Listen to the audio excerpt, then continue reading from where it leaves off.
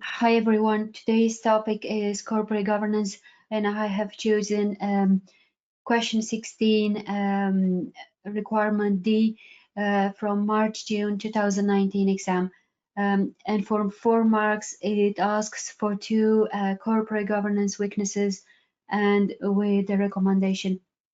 1 mark for a weakness, 1 mark recommendation, and multiplied by 2. If we look at the question, the company has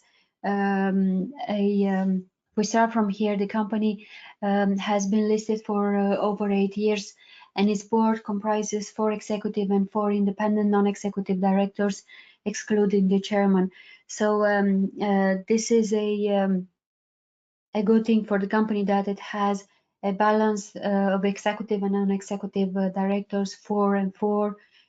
Sound internal governance, but it goes on and says that an audit committee comprised of non-executive directors and the finance director meets each quarter to review the company's internal control. It is good that the company has an audit committee, but you should know from the knowledge that the audit committee should be made up entirely from non-executive directors. But in the question says that the finance director also is part of the audit committee, which is clearly one of the corporate governance weaknesses, because finance director should not be part of the audit committee. How can the audit committee scrutinize the work of the finance director? How can this be made if the finance director is part of this audit committee? He would not highlight any deficiency. He will not want to highlight any mistakes that he's actually doing. So the finance director should not be part of the audit committee. This is a one of the corporate governance weaknesses, and as a recommendation, you should say that the finance director should resign or should be removed by the shareholders. Depends.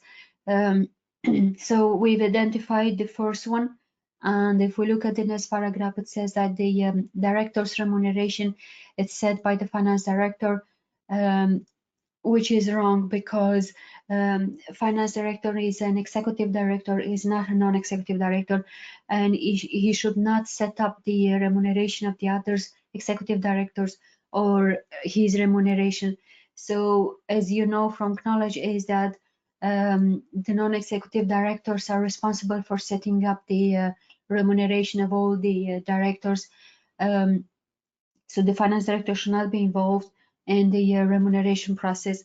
It should be a remuneration committee, but if there is no remuneration committee in the company, then the audit committee is responsible for setting up the wages. It goes on and says that the non-executive directors are paid a fixed fee for their services, and executive directors are paid an annual salary as well as significant annual bonuses. So this bit here, it says that are paid a fixed fee for their services, and the non-executive director, which is a good thing.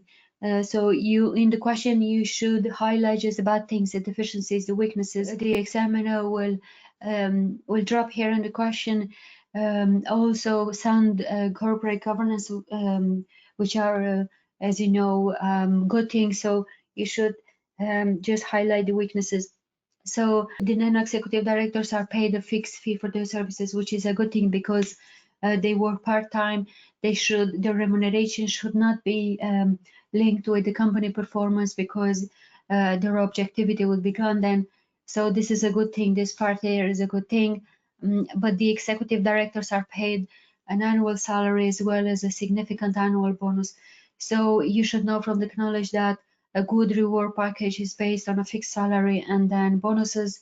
But these bonuses should not be short-term bonuses such as annual profits, because it will have an impact on how the directors act, or they will, if they're paid annually, bonuses annually, they would only focus on the short term rather than long term.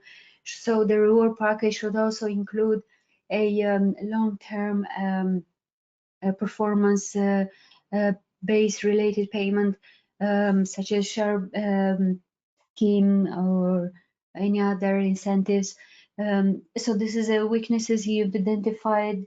You've gave a recommendation, and the next one says that the company's chairman does not have an executive role, and so she has the sole responsibility for liaising with the shareholders and answering any of their questions. So the company chairman does not have an executive role, which is a good thing. The chairman should not have an executive role. So he is the chairman. The CEO is the person who runs the company. So should be a segregation of duties between the chairman and the CEO. So in this question, there is a segregation of duties because the company chairman is not a CEO. So this is a good thing. But she has the sole responsibility for dealing with the shareholder, which is a weakness in internal and corporate governance, because all the board of non-executive directors should be able to talk to the shareholders to highlight issues, whistleblowing arrangements, as you know from the knowledge. So this is one of the corporate governance weaknesses. As a recommendation, you should say that all of them should be able to discuss internal control deficiencies or anything that might come up from the company governance to the shareholders. So this is a recommendation. So again, if you know the knowledge in relation to the executive and non-executive director, splitting of roles between the CEO and chairman, remuneration of executive and non-executive directors, and who set up the remuneration, you would be able to identify two corporate governance weaknesses and to come up with a recommendation. And I know that is only for 4 months, but this will count in the end of your total marks that you take in the exam. So as I said, if you know the knowledge, that will be straightforward. Let's see what the examiner says in here.